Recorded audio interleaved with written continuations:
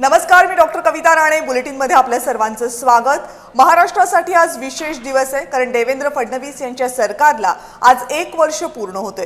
देवेंद्र फडणवीस यांनी दुसऱ्यांदा महाराष्ट्राचे मुख्यमंत्री म्हणून शपथ घेतल्यानंतर आता 1 वर्ष पूर्ण झाले. 5 डिसेंबर 2024ला देवेंद्र फडणवीस यांनी मुख्यमंत्री पदाची शपथ घेतली होती.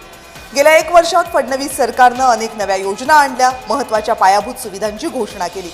वाढवण बंदर, वाढवण विमानतळ, वर्धा गोवा शक्तीपीठ महामार्ग, उत्तम ते विरार सागरी सेतू, मुंबई विमानतळ, नवी मुंबई विमानतळ, त्यांना जोडणारी मेट्रो अशा अनेक महत्त्वाकांक्षी प्रकल्पांवर काम सुरू झाले. मात्र त्याच वेळी सरकारला अनेक आव्हानांचाही सामना करावा लागलाय.